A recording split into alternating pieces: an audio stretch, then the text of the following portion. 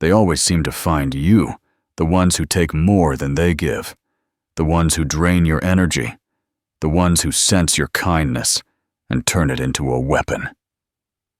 And you wonder why me? Why do I keep attracting people who only know how to use? The truth isn't that you're weak. It's that you carry wounds in your shadow that you've never been shown how to heal. And until you see them, those wounds act like magnets. But once you face them, everything changes. Because what once made you easy to manipulate becomes the very source of your power. It often feels like déjà vu. Different faces, different names, but the same story unfolding again and again. You meet someone who seems charming, attentive, even safe. For a moment, you believe maybe this time will be different. But slowly, you notice the familiar patterns, the subtle disregard for your needs, the way they take more than they ever give, the small cuts that become deep wounds until you realize you've been here before. You ask yourself, how do I keep ending up in these situations? You promise yourself it won't happen again. Yet somehow, the cycle repeats. And with every repetition, the weight of it grows heavier. You begin to wonder if something inside you is broken, if you are destined to be used, misunderstood, or abandoned. What makes it even harder is the way your empathy turns against you. Because instead of walking away at the first red flag, you see their pain. You hear their excuses. You tell yourself stories of why they are the way they are and why you should be the one to hold on just a little longer. And in the process, you sacrifice your own needs again and again until you can barely recognize yourself. There is a quiet grief in these repeated wounds. It's not just the betrayal of the other person. It's the betrayal you feel against yourself. The times you silenced your inner voice. The times you knew you should have walked away but didn't.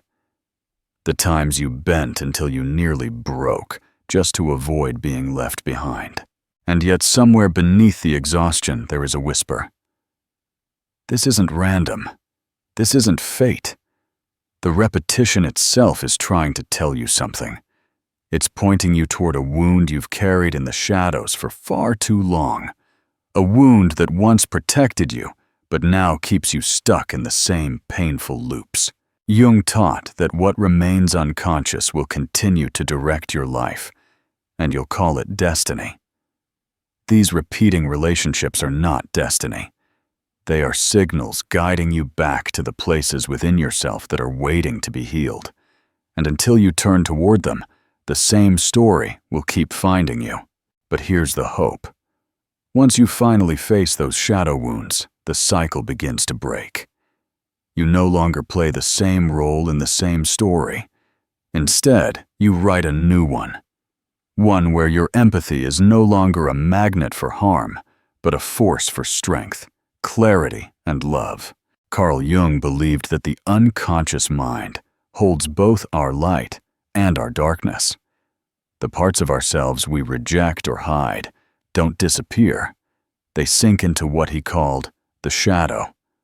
These shadow wounds aren't just emotional memories. They act like energetic imprints.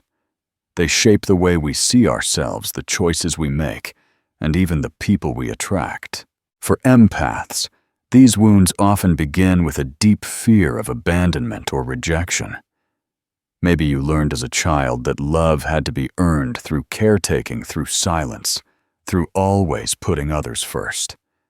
That wound becomes buried in the shadow, unspoken, but powerful. And here's what happens. It creates what Jung might call a hook. Think of it this way. When someone with manipulative tendencies crosses your path, they unconsciously sense where those hooks are. If your shadow wound says, "I'm only valuable when I'm useful," they will exploit that by constantly taking from you. If your shadow wound says, "I'm terrified of being left behind," they will threaten distance or withdrawal to keep you compliant. And because these wounds live in the unconscious, you don't always see what's happening until you're already caught in their net. Jung taught that what we refuse to face in ourselves is what others will play out in our lives. The people who hurt you are often mirroring the parts of you you've been afraid to confront. Not because you deserve to be mistreated, but because the psyche is always trying to push the unconscious into the light. Every painful relationship is like a signal flare pointing you back to the wound that needs healing. It can feel brutal, like life is punishing you with the same story over and over. But from a Jungian lens, it's not punishment. It's invitation. An invitation to see what has been hidden, to reclaim the parts of yourself you abandoned long ago. When you finally bring awareness to those hooks, something powerful happens. The same tactics that once pulled you in lose their grip. The guilt, the fear, the need to prove yourself, it begins to dissolve. And manipulators sense it instantly. Where once they found an opening, now they find a wall of clarity. This is the turning point Jung described, the moment the shadow is no longer your enemy, but your ally. When you integrate those wounds, they stop running your life from the dark. And in their place, you discover a strength that no one can exploit, because it no longer lives in hiding. There comes a moment when the repetition is no longer just pain. It becomes revelation. You look at the patterns of your life, the relationships that feel eerily familiar, and instead of asking, "Why does this keep happening to me?" you begin to ask, "What is this trying to show me?" That question changes everything. When you finally shine a light on your shadow wounds, the cycle starts to lose its power. What once hooked you now becomes visible. You see the guilt that made you overgive. You see the fear of abandonment that made you stay too long. You see the old belief that love must be earned through sacrifice. And with that awareness, you realize these are not truths, they are echoes of an old story. Awareness is the first step in breaking free. Because once you can name the wound, you no longer confuse it with your identity. You begin to notice the subtle pull when someone tries to manipulate you, and instead of falling into it, you pause. You remember, this is my shadow trying to speak, not my soul agreeing to be controlled. And in that pause, you choose differently. You say no where you used to say yes. You walk away where you used to cling. You hold your ground where you used to bend. Each choice feels like a small rebellion, but together they create a new reality. A reality where you are no longer trapped in the old loop. Jung described this as integration. The shadow doesn't disappear. It becomes part of you in a conscious way. Instead of being controlled by the fear of rejection, you acknowledge it, hold it, and still choose your truth. Instead of being driven by the need to be useful, you honor your worth without proving it. And slowly, the hooks dissolve. Here's the transformation manipulators no longer see an opening. They feel the difference in your energy even before you say a word. Where once they saw compliance, now they see clarity. Where once they sensed fear, now they sense self-respect. And they realize they can't play the same game with you anymore. This is the power of seeing your shadow. The very wounds that once made you vulnerable become the source of your freedom. By facing the darkness within you, cut the strings that others once pulled. And in their place, you discover something far stronger than survival. You discover sovereignty. So how do you begin to spot these emotional hooks before they pull you back into the same painful story? Here are 3 practices to help you recognize them and gently break their hold. Step 1. Notice the overreaction. Hooks often reveal themselves when your emotional response feels bigger than the situation. Maybe someone cancels plans, and instead of mild disappointment, you feel a deep panic like you're being abandoned. That's not just about the moment it's a wound being pressed. When you feel that surge, pause and ask yourself, what part of me is this touching? Is this about now, or is this about then? Naming the overreaction helps you separate the present from the shadow. Step 2. Watch the prove myself impulse. Manipulators often sense when you're eager to prove your worth. If you notice yourself rushing to explain overgiving or bending beyond your limits just to keep someone close, that's a hook in action. Instead of pushing harder, try slowing down.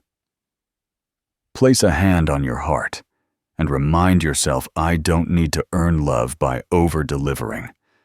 My presence is enough. The awareness itself begins to soften the grip. Step 3. Track the guilt.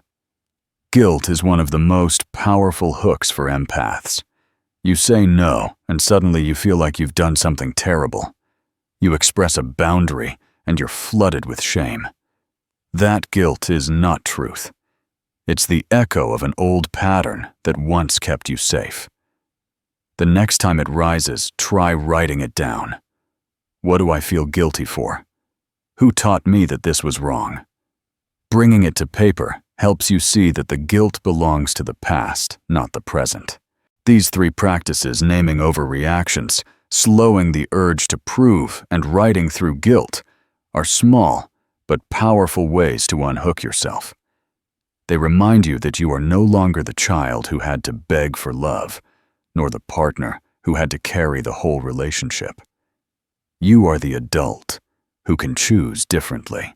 Over time, as you practice, you'll feel the shift. The same tactics that once pulled you in gaslighting, guilt-tripping, silent treatment will feel obvious, almost transparent. Instead of collapsing into old patterns, you'll stand taller, clearer, calmer. And with that clarity, manipulators lose their power because the hooks they relied on no longer exist. Healing is not just about feeling better. It's about breaking cycles that once defined your life. When you turn toward your shadow wounds with compassion instead of fear, something remarkable happens. What once made you vulnerable becomes the very thing that protects you. Carl Jung taught that the shadow, when faced and integrated, no longer controls us from the dark. Instead, it becomes part of our wholeness. And in that wholeness, there is a strength that others cannot easily touch. You stop being pulled into the same manipulative games because the hidden hooks they once clung to are no longer there. Think of healing as an invisible shield. It doesn't make you hard-closed or unreachable. Instead, it makes you clear. The shield is not walls, it's boundaries. It's the quiet confidence that says, I see you, I understand your tactics, but I will not abandon myself this time. That clarity alone is enough to disarm those who once relied on your unhealed wounds to keep control. And here's the paradox. As you heal, you don't become less empathic, you become more. Because now your empathy is rooted in strength, not fear. You can love without losing yourself. You can give without being drained. You can care without being controlled. Look back at those repeated relationships, the ones that once broke you down. Each of them was pointing you toward this moment. Each of them was asking you to see the wound that needed healing. And now, standing here, you can feel the shift. The cycle doesn't own you anymore. The story doesn't repeat unless you choose it. This is what freedom feels like. Not the absence of pain, but the presence of power. Not the need to be invulnerable, but the wisdom to know where your strength truly lies. Healing doesn't erase your past, but it transforms the meaning of it. The very experiences that once made you easy to manipulate become the foundation of your resilience. So remember this: your shadow wounds were never proof that you were weak. They were invitations to discover your strength. And now, as you walk forward, you carry that invisible shield with you. You are not hard or colder, or less empathic. You are simply whole. And when you are whole, no one can use your brokenness against you ever again.